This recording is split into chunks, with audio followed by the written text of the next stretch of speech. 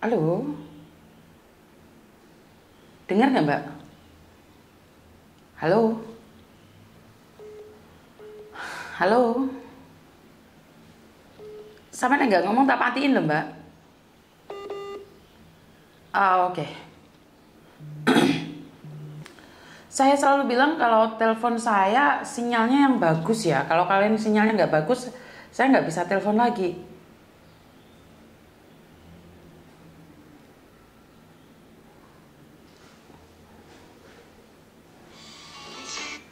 Mbak Samen telepon udah ketiga kalinya dan sinyalmu nggak bagus. Halo? Halo? Oke, saya matiin. Halo?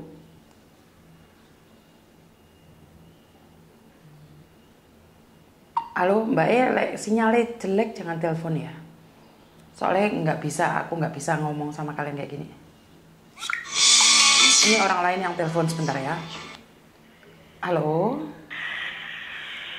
Halo? Halo? Halo? Halo, selamat pagi. Selamat pagi. Iya Mbak? Ya, pagi Mbak Yuni. Pagi, ada yang bisa dibantu? Aku mau nanya Mbak, kan aku bulan 3 awal kan finish. Terus misalnya aku kalau mau ke Malaysia gitu bisa nggak? Ke Malaysia ya bisa dong. Kamu finish kontrak apa mau transit atau mau ngapain? Nggak dengar suaranya jauh kan Mbak? Mau ke Malaysia ngapain sayang? Hah? Ke Malaysia ngapain? Halo? Ya, suaranya. Oke, buat mbak-mbaknya, sekali lagi kalau sinyalnya nggak bagus jangan telepon saya ya. Karena akan buang-buang waktu, kasihan yang lainnya yang menunggu. Karena banyak di antara kalian yang telepon saya, SMS saya, inbox saya dan mengatakan kenapa saya SMS-nya nggak dibaca, teleponnya nggak dibaca, teleponnya nggak diangkat. Sekali lagi, saya cuma satu orang dan saya mengangkat banyak telepon dan banyak masalah juga yang harus saya selesaikan dan juga ya namanya saya ibu rumah tangga dan saya harus membersihkan rumah. Saya bangun tidur membersihkan rumah, menata ini menata itu. Jadi saya nggak bisa kayak 24 jam menerima atau mengangkat telepon kalian, apalagi membalas SMS kalian. Jadi buat teman-teman yang di luar sana, saya meminta agak pengertiannya aja. Kalau telepon saya nggak bisa, lebih baik pakai nomor biasa. Jadi sorry ya, sebentar lagi saya. Halo, halo. Halo. Uh-uh. Nah, sekarang udah ada jelas. Kan aku bulan 3 awal tuh finish. Terus maksudnya aku tuh kayak kan biasanya finish itu kan bisanya ada yang langsung bisa turun, ada yang belum kan. Terus kalau misalnya aku ke Malaysia gitu bisa nggak? Ke Malaysia kan bisa Mbak, tapi untuk apa? Sampean itu untuk nunggu visa, untuk exit, apa untuk apa? Untuk liburan aja. Setelah punya visa baru atau sebelum punya visa baru? Kalau misal sebelum visanya baru turun gitu terus kayak sekarang terus pengen ke Malaysia gitu kan mungkin bilang aja 1 minggu gitu terus visanya turun terus dikirim ke Malaysia gitu bisa nggak? Ya bisa, tapi kan itu malah mempersulit agentmu. Karena kamu apply-nya lokal. Terus kalau kamu ke Malaysia kan jadinya overseas. Jadi kalau kamu sudah turun visa baru ke Malaysia itu nggak apa-apa. Tapi posisi masih nunggu visa kamu ke Malaysia itu nggak bisa sayang. Jadi nggak bisa ya? Ya bisa kalau kamu mau. Yang penting kamu nggak peduli dengan visa barumu. Kan nggak bisa juga imigrasi seenaknya kamu apply-nya di Hong Kong, tiba-tiba orangnya nggak ada di Hong Kong, kan visamu nggak bisa keluar yang di Hong Kong. Sekarang pertanyaannya adalah kamu mempertanyakan visa Hong Kong atau Malaysianya? Ini bingung saya. Ke Malaysianya nggak ada visa gitu terus apa maksudnya kalau misal masuk sini nggak ada visa gitu bisa nggak? Ya bisa, tapi mungkin kemungkinan besar kalau ada masalah kamu dideportasi. Kan kamu dulu pembantu, masuk sini nggak ada visa mau ngapain? Jadi aku nggak tahu kenapa kamu pingin ke Malaysia. Karena sekali lagi kalau ke Malaysia itu kebanyakan adalah orang liburan yang punya visa bisa kembali lagi ke Hong Kong. Tapi kamu koreksi saya kalau saya salah. Kamu itu maunya posisi sudah cari majikan, visa belum turun, kamu ke Malaysia terus bisa balik lagi ke Hong Kong. Bener nggak? Keinginanmu seperti itu kan? Iya. Tapi ingat, dunia ini bukan di tanganmu. Dunia ini ada yang ngatur, ada peraturan undang-undang, ada imigrasi. Iya kan? Tahu. Maksudnya kan kalau kita nunggu di Indonesia kan biasanya kan bisa dikirim gitu kan. Kalau kamu finish kontrak, biasanya agenmu nggak ngizinin kayak gitu. Berarti kamu overstay, bukan finish kontrak sayang. Karena dua yang berbeda. Kalau kamu finish kontrak, tunggu visa sampai visanya turun di Hong Kong, itu namanya finish kontrak. Kalaupun kamu finish kontrak tapi keluar dari Hong Kong, kamu itu bukan finish kontrak, tapi kamu itu overstay. Di imigrasinya itu formulirnya beda sayang. Di KPPE-nya itu beda, di 988A formulir dari imigrasi itu beda antara lokal dan overseas.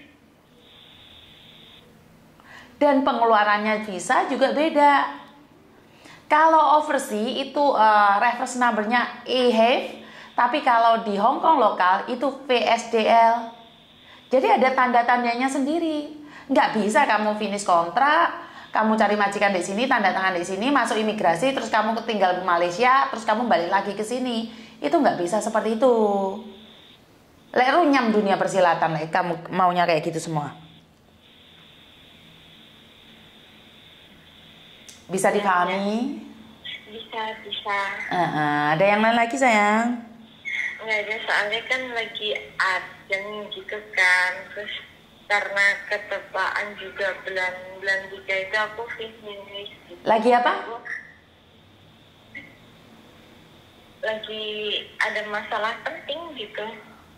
Masalah penting di Malaysia? Keluargamu, suamimu, pacarmu? Suami? Oke, masalahnya urgent, kecelakaan atau hanya ingin ketemu? Ya kecelakaan gitu. Kecelakaan kerja? Lah kenapa nggak suruh suamimu pulang saja kalau kecelakaan kerja? Ya kan, maksudnya dia masih bisa bekerja, tapi nggak harus pulang gitu loh. Jadi ya udahlah, kayak aku ngerawat dia dulu seminggu gitu. Loh, lah dia sudah bisa bekerja kok dirawat piye toh? Berarti kan nggak urgent toh sayang. Maksudnya itu ada kecelakaan tapi nggak parah gitu loh Mbak Jun. Oh, berarti kan nggak urgent sayang. Bener nggak? Yang dimaksud urgent adalah sesuatu yang nggak bisa ditunda, itu urgent. Tapi kalau dia sudah bisa bekerja, berarti kan nggak urgent, kan nggak perlu ditungguin.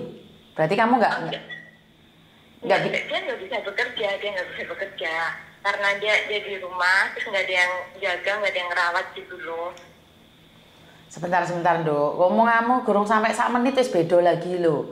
Kamu tadi bilang dia sudah bekerja, sekarang kamu bilang nah dia kecelakaan kerja tapi nggak bisa bekerja, maksudnya tuh masih bisa stay di Malaysia, nggak harus pulang ke Indonesia gitu loh Mbak Jun, mas aku. Lah iya, kalau memang dia urgent, otomatis kan pulang Indonesia. Paham nggak maksudku? Kalau dia sudah tidak bisa bekerja lagi, otomatis pulang Indonesia. Koreksi saya kalau saya salah. Tadi kan itu kamu bilang bisa. Makanya saya nggak tahu. Saya cuma pendengar aja ya. Ya nggak apa-apa sih, nggak ada masalah. Jadi kalau kamu ke sana, sekarang kan bukan masalah suaminya yang kamu tanyakan. Tapi kamu kan menanyakan tentang bisa nggak kalau nggak ada visa masuk Hong Kong. Bener nggak? Nggak bisa. Jadi nggak bulet tak jawab nggak bisa. Karena kenapa? Kalau kamu ingin masuk Hong Kong lagi tanpa visa, kamu harus beli tiket pulang pergi. Iya tahu. Kalau itu beli tiket pulang pergi tahu. Makanya kan beli tiket pulang pergi 1 minggu gitu kan. Sebentar Mbak, tiket pulang pergi dari mana yang sampean tahu? Dari sini. Oke Mbak, saya jelaskan sekali lagi. Kalau kamu mau masuk Hong Kong tanpa visa sebagai pembantu, kamu harus punya tiket pulang pergi. Oke? Bukan dari Hong Kong ke Malaysia, Malaysia ke Hong Kong. Oh, paham. Ya.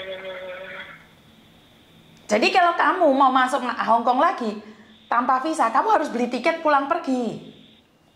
Iya. Paham. Ada yang lain lagi? Ya, nggak ada. Makasih, Mbak. Iya, bye-bye. Bye. Oke, saya tidak tahu yang namanya definisi urgent ya. Karena banyak akhir-akhir ini kita itu keliru. Padahal ada sesuatu yang nggak urgent banget berubah menjadi urgent karena kalian memperlakukannya sebagai urgent. Menurut pendapat saya ya, suami saya kecelakaan di Malaysia. Saya akan berpikir nyuruh dia pulang Indonesia dan saya akan pulang Indonesia. Bukan saya datang ke Malaysia untuk merawatnya. Dan merawatnya berapa lama? Cuma seminggu. Tapi itu adalah hak asasi manusia. Saya tidak bisa menghakimin karena saya tidak tahu apa yang mbaknya pikirkan atau suaminya pikirkan, bahkan keluarganya. Kalau saya pribadi, saya akan punya prinsip suami saya sakit kecelakaan di Malaysia, saya akan meminta dia untuk pulang Indonesia. Dan itu tidak akan membahayakan diri saya sendiri. Karena saya sebagai pembantu, giliran saya nggak bisa balik lagi ke Hong Kong, saya yang ribet. Tapi sekali lagi kan beda ya, kalau seorang suami itu tidak akan pernah mempersulit istrinya. Itu yang saya tahu ya. Seorang suami itu akan ngeman sama istrinya. Seorang suami tidak akan merugikan istrinya. Seorang suami yang baik tidak akan menghancurkan istrinya. Tapi kadang-kadang ada para suami yang tidak beretika. Atau mungkin suami-suamian yang hanya mementingkan kepentingan pribadi. Karena akhir-akhir ini banyak orang yang mengaku bunda, papa, ayah, cinta, tapi semuanya gedabus. Jadi saya tidak tahu karena kebanyakan yang curhat sama saya itu kena garangan. Kalau sudah hancur kalian kebingungan sendiri. Jadi saya pribadi saya tidak pernah menyalahkan karena kalau jatuh cinta itu kata orang-orang tai kucing rasa coklat. Jadi saya belum pernah makan tai kucing, jadi saya tidak tahu rasanya. Siapa yang tahu rasanya? Komen deh gini. Jadi sekali lagi itu adalah hak mutlak Anda. Pilihan ada di tangan Anda dan tidak ada siapapun yang bisa melarang Anda kemanapun Anda pergi. Tapi ingat, di setiap negara ada konsekuensinya, di setiap negara ada peraturannya yang nggak bisa seenaknya sendiri, yang nggak bisa sakarapmu dewe. Ya bisa difahami buat mbak-mbaknya di luar sana. Ke Malaysia, ke Singapura, ke Thailand memang tidak pakai visa. Tapi kalau mau ke Taiwan, ke Korea, ke Jepang itu memang harus pakai visa. Dan saya rasa saya pribadi, saya tidak akan pernah berpikir untuk mencari laki-laki saya ke luar negeri. Saya akan memilih keluarga saya untuk pulang ke Indonesia. Tapi akhir-akhir ini di mana zaman berubah ya. Saya kurang tahu, koreksi saya kalau saya salah. Bukan laki-lakinya yang menghampiri kita, tapi kita yang menghampiri laki-laki. Dan di zaman-zaman sekarang itu perempuan yang menyerahkan. Bahkan perempuan yang menembak. Koreksi saya kalau saya salah. Mungkin tidak semua, tapi sebagian dari kita itu wes kelepak-kelepak gitu. Kenapa? Karena kesepian. Karena kesepian itulah membuat kita tidak menentu. Kita punya uang tapi tidak punya rasa. Jadi saat ada laki-laki gentayangan itu cepet banget, tepar kitanya itu cepet banget menyerahkan diri. Apa salah Miss Yuni? Yo nggak salah, itu hak asasi. Itu terserah kamu sakarapmu karena itu adalah milikmu. Cuman jangan sampai pada akhir cerita kalian nangis, gejer-gejer dan mengatakan bahwa semuanya berakhir dengan tragis. Itu yang membuat saya emosi. Jadi kalau selagi kalian merasa bahwa semuanya baik-baik aja, semuanya istimewa, kenapa tidak? Jadi buat teman-teman yang di luar sana, saya selalu menghimbau berhati-hatilah dengan siapapun. Kadang keluarga sendiri aja menjadi pengkhianat, apalagi orang yang tidak pernah kita kenal, apalagi lewat media sosial.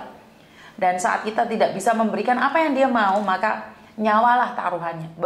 Berapa banyak orang yang sudah teraniaya saat menemui laki-lakinya. Jadi kalau laki-laki itu mencintaimu, dia akan datang padamu. Tidak perlu kau datang padanya. Kalau memang sakit, suruh dia pulang Indonesia dan kita menjaganya bersama. Itu sebuah prinsip. Tapi itu adalah hak kalian mutlak. Saya tidak berani menghakimi karena saya sendiri pernah melakukan kesalahan yang sama di masa lalu. Saya cuma ingin mengoreksi dan tidak ingin orang lain agak sama kayak saya.